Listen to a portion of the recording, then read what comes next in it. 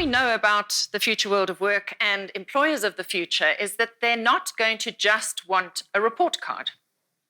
A report card is a dime a dozen. A matric is a dime a dozen. You know, your kids, and this is the scary part, this is the part that actually hasn't changed between the two books, but it's becoming even more relevant, is that your kids are being brought up in a world of no guarantees.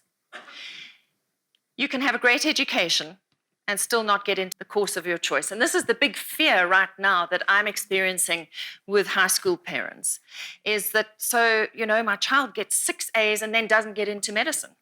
And she's always wanted to be the world's top pediatric surgeon. We've got to get very, very flexible in our own heads and teach our kids to be really flexible. And I think if I had one message this evening, it would be flexibility. Because life does not unfold in a straight line. And you need to have much broader options if you're going into medicine, more than just, I want to be the top pediatric surgeon. And Graham will allude to more of that when he gets into the careers of the future.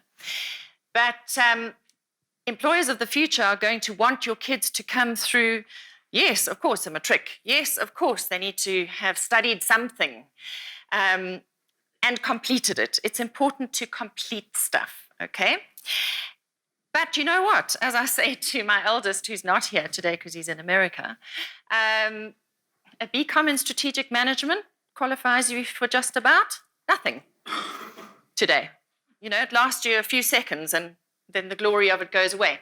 So what our employers are going to want is showcase these 5 X factors for success, because this makes you adaptable, flexible, and resilient.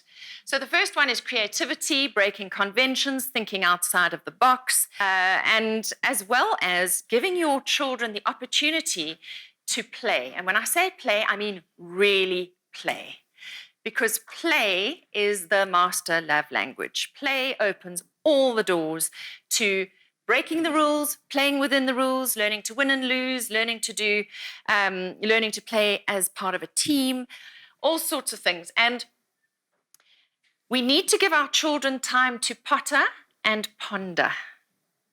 You know, the old-fashioned notion of a playroom has kind of disappeared because we are bringing our kids up in smaller dwellings, without a playroom, without a garden, etc. But if you can give your children the opportunity to take a toy out, construction toys or messy play toys, paints, whatever it is, and give them a corner of the kitchen counter or corner of the family room or the patio and say, you know what, for this whole weekend, for the next 48 hours, you don't have to pack away. You can go back and revisit your creation and add to it over and over and over again.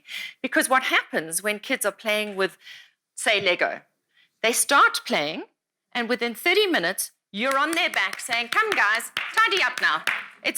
We're either going out or I need the space, you've made a mess, and they haven't even begun. They've just sorted the pieces. Shame.